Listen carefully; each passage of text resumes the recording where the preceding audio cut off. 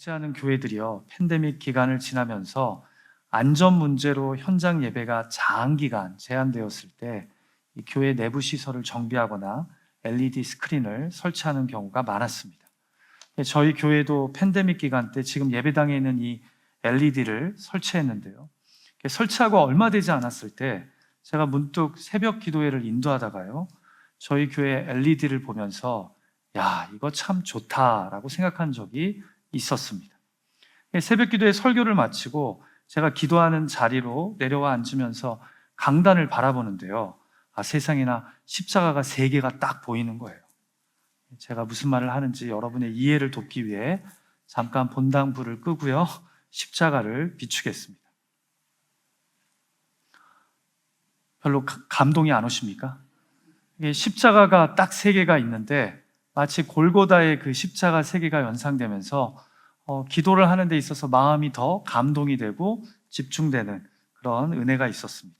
불 켜주셔도 돼요. 여러분, 성경은요, 예수님이 십자가에 못 박히셨던 당시 골고다, 곧 해골이라 하는 곳에 1개의 십자가가 아니라 3개의 십자가가 세워졌음을 우리에게 알려줍니다. 오늘 본문 33절을 보시면요, 예수님의 십자가 좌우에 다른 2 행악자가 같이 못 박혀 있었다라고 말씀합니다. 마태, 마가복음은 단순히 강도라고 칭하고요, 요한복음은 그냥 다른 2 사람이라고 묘사하지만 누가복음은 행악자, 곧 이들이 범죄를 저지른 크리미널이었다라고 기록합니다. 단순히 도둑질을 했다고 당시 가장 참혹하고 저주스러운 십자가형을 받지는 않기 때문에 성경학자들은 아마도 이들이 도둑질을 하며 사람들을 죽인 범죄자였을 거라고 추정합니다. 이렇게 3명이 각각 십자가에 못 박혔던 곳이 바로 골고다였다라는 거죠. 십자가와 나, 오늘은 그 마지막 시간으로 예수님의 십자가 좌우에 있었던 2 행악자가 이해한 예수님의 십자가에 대해 함께 고민했으면 합니다. 사실 이 2 사람이 같은 장소에 있었음에도 이들이 이해하고 받아들인 예수님의 십자가는 너무나 대조적이었습니다. 이들의 전혀 다른 반응 속에서 나에게 예수님의 십자가는 어떤 십자가인지 그렇게 돌아볼 수 있는 종료주일이 되었으면 합니다. 자, 좌우에 있던 행악자들에게 예수님의 십자가는 어떤 십자가였습니까? 누가복음이 기록하는 골고다 언덕의 십자가들은 우리에게 어떤 메시지를 줍니까? 자, 먼저 성경에서 우리가 발견하게 되는 첫 번째 십자가는요, 당연한 십자가입니다. 이게 무슨 의미냐면요, 죄가 있어서 못 박힌 사람들의 십자가라는 겁니다. 여러분, 누가복음은요, 예수님 좌우에 있었던 자들이 아까 말씀드린 것처럼 행악자들이었다고, 그래서 사형을 선고받은 사람들이었다고 알려줍니다. 자세한 죄목이 등장하지는 않지만 악을 행한 자들이었다라는 거죠. 십자가형을 받아 마땅한 사람들이었다라는 겁니다. 자, 그런데 악을 행한 자가, 당연한 십자가에 못 박힌 자가 옆에 있는 예수님을 비방하며 이렇게 말합니다. 내가 그리스도가 아니냐? 너와 우리를 구원하라. 여러분, 사자성어 중에 적반하장이라는 말이 있죠. 풀이하자면 도둑이 도리어 매를 든다는 의미입니다. 그러니까 잘못한 사람이 아무 잘못도 없는 사람을 나무란다는 겁니다. 지금 십자가상의 모습이 딱 그런 거예요. 죄를 지은 사람이 죄가 없는 분을 향해 내가 그리스도라면 너와 우리를 구원해보라고 조롱하고 있는 겁니다. 무엇을 보지 못하고요? 자신의 죄를 보지 못하고요. 내가 십자가에 못 박혀 죽어야 될 행악자라는 사실을 잊어버리고요. 갑자기 사자성어가 또 하나 생각나네요. 후안무치. 얼굴이 두꺼워서 부끄러움이 없다. 그런데 본문의 이 3 십자가 중에 딱 하나가 바로 이런 적반하장의 십자가요, 후안무치의 십자가였다라는 겁니다. 다행스럽게도 2 행악자 중에 다른 한 사람은 이렇게 예수님을 비방하는 모습을 보면서 꾸짖습니다. 같이 본문 40절 말씀 함께 읽어볼까요? 시작. 하나는 그 사람을 꾸짖어 이르되 내가 동일한 정죄를 받고서도 하나님을 두려워하지 아니하느냐. 여기서 동일한 정죄란 내가 동일한 십자가형을 선고받고서도 지금 하나님을 두려워하지 않고 다른 사람을 비방할 행동을 하냐라는 거예요. 한마디로 나에게 이 십자가는 당연한 십자가, 곧 죄가 있어서 받는 십자가라는 겁니다. 그런데 왜 너는 너의 십자가를 생각하지 않고 못 박혀 있는 이 와중에 남의 십자가를 비방하냐라는 겁니다. 여러분, 예수님의 십자가 앞에서 가장 불쌍한 인생이 어떤 인생인지 아십니까? 당연한 십자가에 내가 못 박혀 있으면서도 끝까지 다른 사람을 비방하고 조롱하는 인생입니다. 나의 죄악보다 남의 허물과 잘못에 집중하는 인생입니다.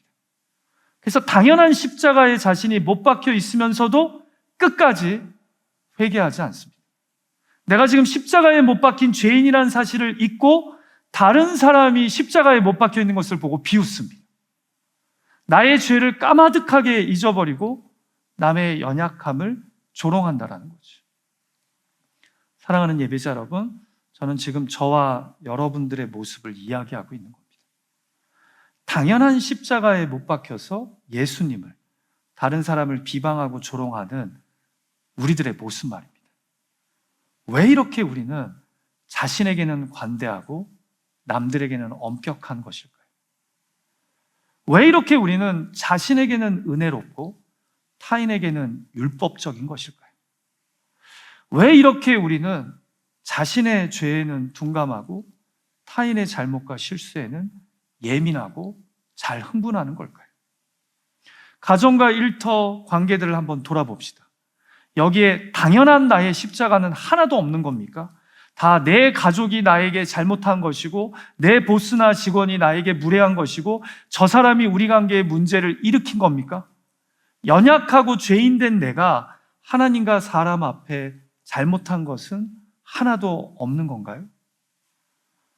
여러분, 옛날에는요, 솔직히 자신만만하고 기세등등한 사람이 좀 멋있어 보였습니다. 무엇을 하든지 자신감 있게 하고 당당하게 하고 결과를 만들어내는 사람 말입니다. 그런데 솔직히 요즘에는요, 자신의 연약함을 인정할 줄 알고 나에게도 잘못이 한계가 있음을 고백하는 사람들이 되게 멋있어 보입니다. 멋쩍게 웃으면서 내가 잘못했네요, 미안합니다 하는 겸손함과 넉넉함을 가진 사람이 더 어른 같아 보입니다. 끝까지 나의 죄악은 인정하지도 돌아보지도 않으면서 끊임없이 남을 비방하고 조롱하는 당연한 십자가에 못 박힌 한 행악자의 이런 모습은 요즘 제가 볼 때는 한없이 어리석고 미숙한 모습입니다. 저와 여러분에게 십자가는 당연한 십자가입니까? 내가 하나님과 사람 앞에 연약한 죄인임을 인정하십니까? 여러분, 십자가의 능력은요, 내가 죄인임을, 내가 이기적인 존재임을, 내가 남들 앞에서 자신을 한없이 위장하는 사람임을 인정할 때 경험됩니다. 십자가가 우리에게 소망이 되는 것은요, 내가 십자가에 죽어 마땅한 죄인임을 인정할 때입니다. 부디 하나님과 사람 앞에 내가 죄인임을 인정하고 그 죄로 인해 죽을 수밖에 없는 소망 없는 인생임을 깨닫고, 그래서 예수님의 십자가를 온전히 붙잡을 수 있는 저와 여러분이 되기를 주님의 이름으로 축복합니다.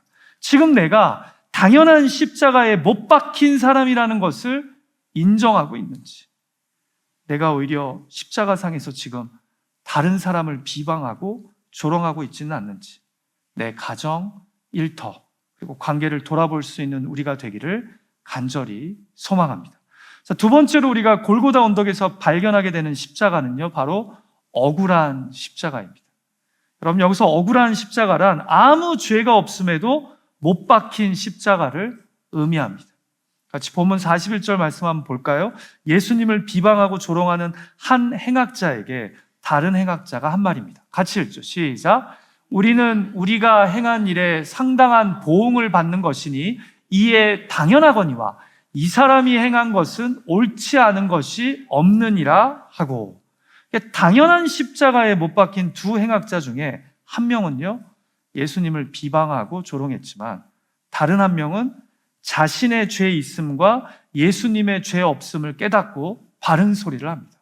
이 사람이 행한 것은 옳지 않은 것이 없느니라. 사랑하는 예배자 여러분, 골고다 언덕의 십자가 3개 중에 예수님의 십자가는요, 억울한 십자가였습니다. 죄가 없으신 분이, 잘못 행한 것이 없는 분이 못 박힌 십자가였기 때문입니다. 우리는 우리가 저지른 일에 마땅한 벌을 받는 것이나 예수님은 아무것도 잘못한 것이 없음에도 십자가에 못 박혔기 때문입니다. 그런데 이 억울한 십자가상에서 예수님이 이런 뜻밖의 기도를 하나님께 올립니다. 34절 말씀이에요. 아버지, 저들을 사하여 주옵소서.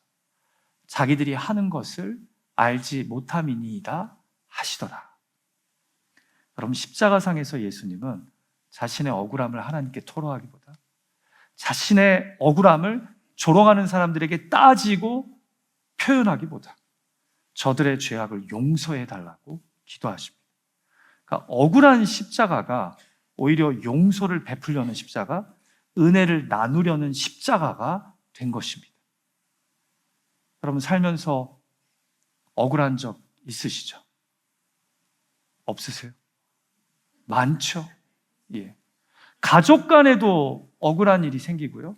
일터에서는 억울할 때가 더 많고요. 관계에서도 잘못한 것이 없음에도 억울하게 오해받을 때가 있습니다. 그때 저와 여러분은 보통 어떻게 반응합니까? 예수님처럼 반응하세요? 아니면 성정대로 반응하십니까? 일전에 한 목사님이 설교 중에 유머러스하게 매우 유치한 이야기를 하시더라고요. 제가 미리 유치하다고 말씀드렸어요. 제가 이 이야기를 1부, 2부 때 하면서는 마음이 편했는데 3부 예배 때 내가 이 이야기를 해야 되는가? 이걸 해도 내가 수모를 당하지 않을 수 있을까? 여러분, 제가 미리 부탁을 하니까 그 유머러스한 유치한 이야기 속에 메시지를 붙잡으셔야 돼요. 어느 날 음식들 사이에 싸움이 일어났답니다. 라면과 참기름이 싸웠는데요. 결국 라면이 경찰서에 끌려갔습니다. 참기름이 고소해서요. 잃고 참기름도 붙잡혀 갔답니다. 왜냐하면 라면이 다 불어서요. 이를 구경하던 김밥도 잡혀갔는데요. 이유가 말려들어서입니다. 소식을 전해 들은 아이스크림이요, 경찰서로 면회를 가다가 그만 교통사고를 당했다고 합니다. 차가 왔어요. 이 소식을 전해 듣고 스프가 졸도했답니다. 국물이 쫄아서요. 옆에 있던 달걀도 덩달아 잡혀갔는데요. 이유는 후라이를 많이 쳐서. 이때 일이 꼬이자 꽈배기도 덩달아 걸려듭니다. 일이 꼬여서요. 결정적으로 아무 상관이 없던 식초가 결국 모든 걸 망쳐버립니다. 초를 쳐서요. 그런데 이 모든 일의 시작은 누구 때문일까요? 소금 때문이었답니다. 처음부터 소금이 다 짠 겁니다. 결국 이 복잡한 싸움을 해결한 것은 고구마였다고 합니다. 구워 삶아서요. 이 정도면 나쁘진 않았던 것 같습니다. 여러분, 모든 경우가 그렇지는 않아요. 하지만 억울한 싸움이나 문제가 발생했을 때요, 우리는 그것을 해명하거나 풀어보려고 애를 씁니다. 근데 이상하게 애를 쓰면 쓸수록 일이 더 꼬이고 어려워지는 것을 경험할 때가 많지 않습니까? 오해를 풀려고, 억울함을 호소하려고 만나자고 좀 이야기를 나누자고 하는데요, 하면 할수록 풀리기보다 더 복잡해질 때가 많습니다. 방금 유머러스하게 나눈 이야기처럼 말입니다. 그래서 억울할 때는요, 오히려 침묵하는 것이, 이 먹이사슬에 고리를 끊는 것이 더 중요합니다. 오히려 예수님처럼 저들의 오해와 잘못, 비방과 조롱을 용서해달라고 기도하는 것이 필요하다는 겁니다. 억울한 십자가의 자리를 용서와 은혜의 자리로 만드는 창의적인 선택이 필요하다는 거죠. 압니다. 분명 억울한데 그냥 참아주다 보면 다수의 사람들이 오히려 그런 나를 더 오해하고 마음껏 가지고 놉니다. 가만히 참고 있다가 김밥처럼 오히려 더 말려 들어갑니다. 달걀처럼 사람들이 더 후라이를 칩니다. 그래서 해명하고 따지고 오해를 풀려고 하는데 그렇다고 해서 나아지기보다 문제가 더 커지더라는 거죠. 그래서 여러분, 작은 일이 큰 일이 되어버리고 은혜의 장이 분노와 저주의 자리가 될 때가 많습니다. 가장 결정적인 문제는 이 일로 인해 내가 더 강팍해지고 내가 못된 사람으로 변해갑니다. 그래서 억울해도 오히려 예수님처럼 용서와 은혜를 구하는 것이 지혜라는 거죠. 그걸 보여주는 게 바로 예수님의 억울한 십자가였다라는 겁니다. 여러분의 억울한 십자가는 무엇입니까? 그 억울한 곳에 오히려 용서와 은혜가 꽃피울 수 있기를, 그리고 공의로운 심판은 우리 하나님께 맡길 수 있는 그런 저와 여러분이 되기를 간절히 소망합니다. 사실 예수님의 십자가는 분명 억울한 십자가였지만 그 십자가에서 오히려 용서와 은혜가 싹트고, 또한 그 십자가를 끝까지 거부한 자들에게는 이 십자가가 심판의 시작이 됩니다. 그래서 예수님의 억울한 십자가는 은혜의 십자가이지만 동시에 심판의 십자가가 됩니다. 부디 예수님의 억울한 십자가, 죄가 없으심에도 당하신 십자가가 저와 여러분의 삶에 위로와 소망이 되기를 주님의 이름으로 축복합니다. 자, 마지막 세 번째로 우리가 발견하게 되는 이 십자가의 모습은 무엇입니까? 바로 십자가가 십자가를 덮는다는 겁니다. 풀이하자면 억울한 십자가가 당연한 십자가를 덮어버리는 겁니다. 죄가 없는 십자가가 죄가 있는 십자가를 덮어버린다니까요. 여러분, 누가복음에만 기록되어 있는 이 행악자들과 예수님의 십자가상의 이야기 중에 우리에게 가장 충격을 주는 부분은 바로 이 두 행악자들 중 한 명이 놀랍게도 죽음을 코앞에 두고 구원의 은혜를 경험하게 된다는 점입니다. 같이 본문 42절과 43절의 말씀 읽어볼까요? 시작. 이르되 예수여, 당신의 나라가 임하실 때에 나를 기억하소서 하니, 예수께서 이르시되 내가 진실로 내게 이르노니 오늘 내가 나와 함께 낙원에 있으리라 하시니라.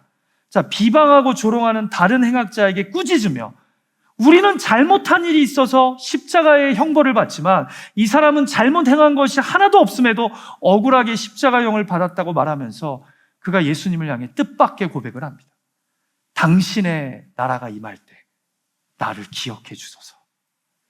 이게 무슨 의미일까요? 상당히 놀라운 고백인 것 같아요. 여러분, 왜 우리가 지푸라기라도 잡고 싶은 심정이다라는 표현을 쓰지 않습니까? 죽음을, 심판을 코앞에 둔 사람이 무엇이든 못 잡겠습니까?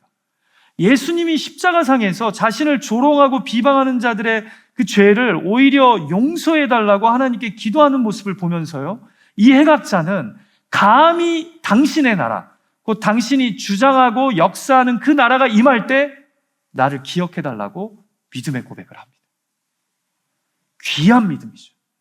그런데 이 행악자의 지푸라기라도 잡는 믿음의 고백보다 사실 더 대단한 것은 바로 고통의 십자가상에서 예수님이 이 행악자에게 보이신 반응입니다. 오늘 내가 나와 함께 낙원에 있으리라. 많은 사람들이 이 말씀을 이렇게 이해해요. 내가 나를 하나님 나라의 도래자로 구원자로 받아들였으니 내가 죽은 후에는 낙원, 곧 천국이 있을 거다. 나와 함께 그 낙원에 들어가게 될 것이다. 자, 물론 예수님의 이 말씀에는 그런 의도가 분명히 들어가 있어요. 그러나 제가 볼 때 핵심은요, 낙원이 아닙니다. 제가 볼 때 예수님의 이 답변의 핵심은 오늘 내가 나와 함께 라는 표현입니다. 나와 함께. 왜냐하면 사복음서나 바울의 서신서를 보면요, 십자가와 부활 사건은 다 예수님이 우리를 구원하시기 위해 우리 대신 죽으시고 우리를 위해 부활하신 사건이기 때문입니다. 그래서 예를 들어서 사도 바울은 에베소서 2장 5절과 6절에서 허물과 죄로 죽어 마땅한 우리를 위해 예수님이 십자가에 달려 죽으시고 부활하셨음을 이야기하면서 이렇게 흥미롭게 말씀해요. 같이 한번 읽어볼까요? 시작. 허물로 죽은 우리를 그리스도와 함께 살리셨고 또 함께 일으키사 그리스도 예수 안에서 함께 하늘에 앉히시니. 아멘. 보세요. 다 함께입니다. 함께. 갈라디아서 2장 20절에서도 사도 바울이 이렇게 얘기했죠. 내가 그리스도와 함께 십자가에 못 박혔나니 그런즉 이제는 내가 사는 것이 아니요 오직 내 안에 그리스도께서 사시는 것이라. 자, 그러니까 성경의 관점에서 볼 때 예수님의 이 억울한 십자가는요, 사실 내가 주님과 함께 죽고 내가 주님과 함께 일으켜져서 내가 주님과 함께 하늘에 앉는 겁니다. 이 말은 예수님의 십자가가 나의 십자가를 덮어 쌌다라는 겁니다. 함께 하고 있는 거예요. 함께 죽고 함께 일으켜져서 함께 천국의 보좌에 앉게 될 것이다.